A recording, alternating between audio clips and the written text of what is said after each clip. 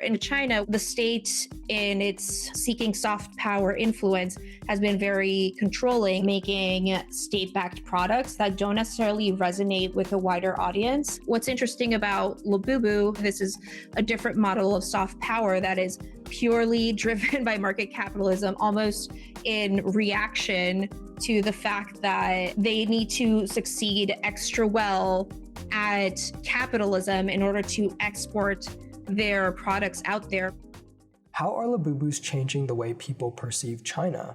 So it is really moving the perception of China from just a producer of goods to a producer of desire and of creativity, not just production, not just copying, but creating its own IP and its own marketing methods in a way that is attractive to a very broad international audience. And we see this with Labubu because it's extremely popular in very, very different parts of the world. For instance, the biggest Mart store is in Bangkok. We're seeing it being very popular in the US, even with large artists getting their own custom made Labubus, such as Lady Gaga, also Marc Jacobs. There are now even designers that specialize in creating custom Labubus. So it is this really large-scale, market-driven boom that creates this attractive product that is very widely accessible and very easy to understand, can resonate across a number of different audiences because it's simple, it's a little bit ugly, it's a little bit cute, it's silly. So that is a huge addition to Chinese soft power that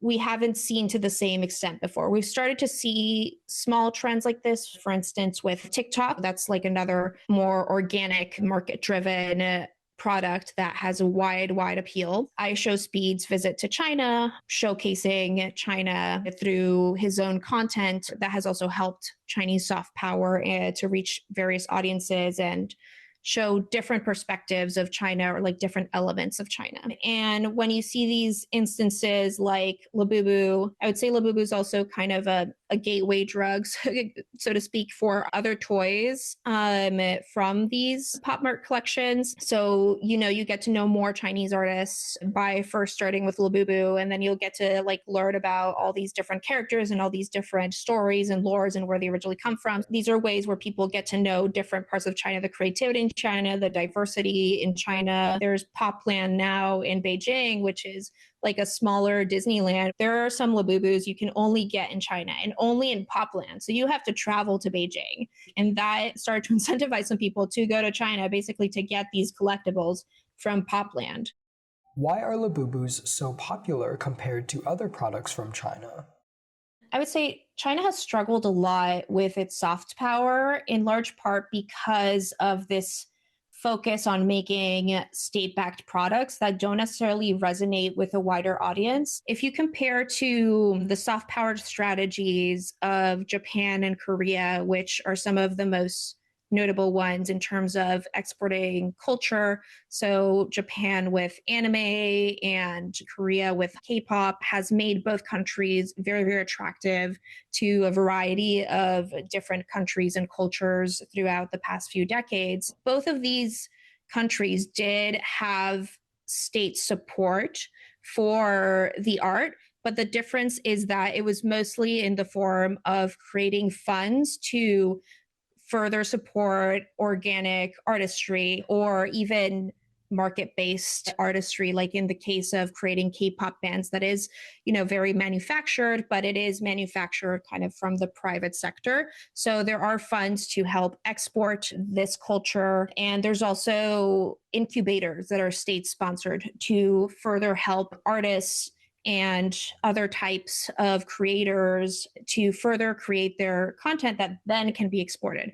But there's not a lot of involvement in the end product. It's more just creating an atmosphere of support for already existing organic products. In comparison to China, the state in its seeking soft power influence has been very controlling. There's a lot of creativity going on there, but is not really supported by the state. And so you see a lot of creative fashion designers, you see a lot of creative artists. But instead of continuing to support this already organic existing phenomenon, there's a lot of focus on controlling the end product, which ends up with something that is not going to persuade people. And so what's interesting about Labubu and Pop Mart, as well as TikTok, is that their way of really getting out there is really, really succeeding because they're not having this same type of state support. This is a different model of soft power that is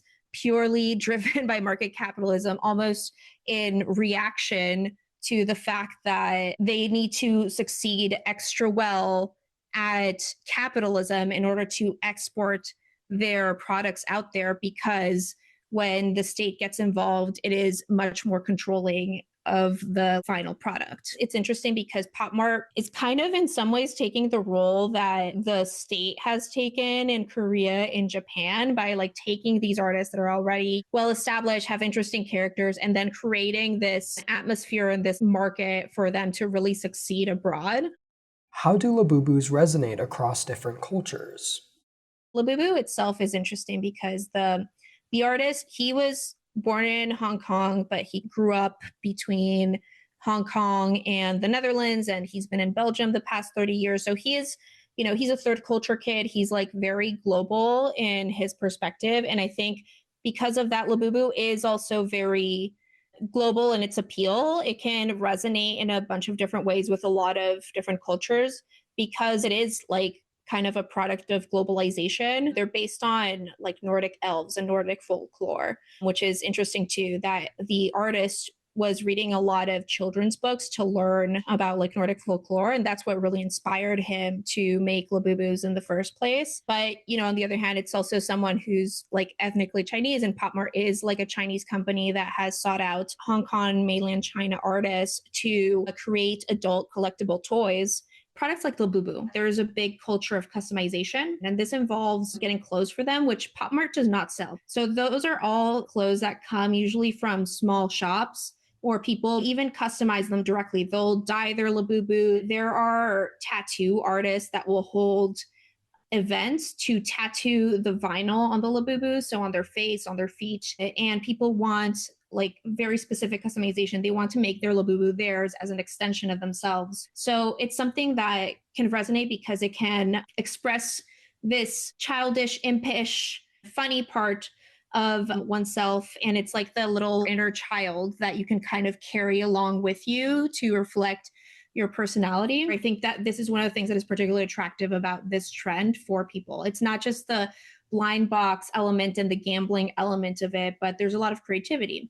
And you even see this, for instance, in China, where there's a big trend to make Labubus in traditional imperial clothes, and people will make very intricate, very elaborate, like phoenix crowns for their Labubus. And you're seeing stuff like this in other countries too. In Thailand, there's a lot of just traditional royal Thai clothes that people like make for their Labubus. Different artists are starting to use Labubus as a vehicle, as a canvas. So there's a Native American artist from Alaska, and she is making the traditional wares of her culture for Labubus as a way to run on this train, but also showcase her culture. It's not like Barbie dolls where they'll sell you the wardrobe and whatever. This is something that is completely created by the fans.